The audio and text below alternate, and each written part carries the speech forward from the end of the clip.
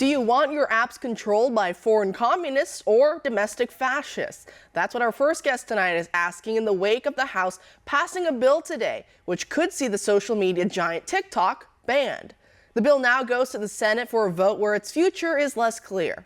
While the bill passed by a large margin, 352 to 65, getting much bipartisan support, there were some prominent holdouts, including Kentucky Congressman Thomas Massie. Listen. I know the sponsors of this bill are sincere in their concerns and in their effort to protect Americans. They've described the TikTok application as a Trojan horse, but there's some of us who feel that either intentionally or unintentionally, this legislation to ban TikTok is actually a Trojan horse. Some of us are concerned that there are First Amendment implications here. Americans have the right to view information. We don't need to be protected by the government from information. Some of us just don't want the president picking which apps we can put on our phones or which websites that we can visit. We don't think that's appropriate. We also think it's dangerous to give the president that kind of power, to give him the power to decide what Americans can see on their phones and their computers. To give him that sort of discretion, we also think is dangerous. Now, people say that this TikTok ban will only apply to TikTok or maybe another company that pops up just like TikTok, but the bill is written so broadly that the president could abuse that discretion and include other companies that aren't just social media companies and that aren't, as some people would believe, controlled by foreign adversaries. Again, we're giving the president that discretion to decide whether it is controlled by a foreign adversary. There were some people who were legitimately concerned that this was an overly broad bill, and they got an exclusion written into the bill that I want to read.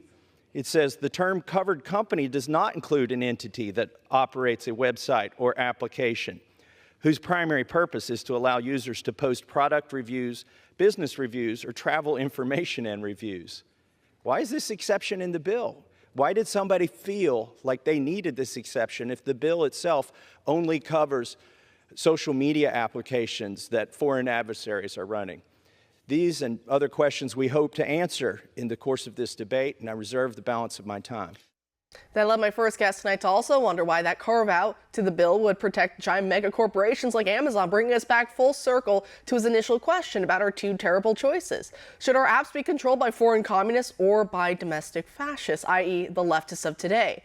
Not an appetizing prospect either way. Joining us now to discuss is Jeffrey Tucker, the president of the Brownstone Institute. Jeffrey, thanks for being here tonight. Sure, Kara. Good to see you. Grace, you argue that TikTok as CCP spyware is definitely worrisome, but you also say that Facebook and Google as DHS spyware is also worrisome. But do you think that latter part is perhaps getting lost in this TikTok ban debate? I wonder about the timing of all this. And by the way, I think Massie brings up some really valuable questions. Why the carve-outs? It's really interesting. It's pretty scary, actually.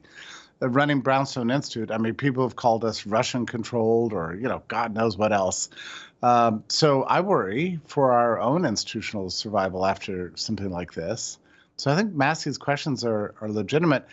The other thing, Kara, is I'm a little puzzled by the timing of this. I welcome, on one hand, a focus on who's really behind these social media apps that kids are looking at obsessively, and who's actually collecting all the data and what are they doing with it.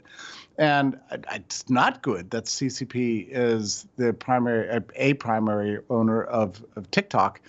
But when you look at all the other apps, from Google to Facebook to everything Microsoft runs, on LinkedIn and so on, so they're all, we now know, as a result of court discovery and FOIA requests, increasingly dominated by government controls from the Department of, from the Homeland Security and security agencies all over the country. I mean, this is not in dispute anymore. We know this.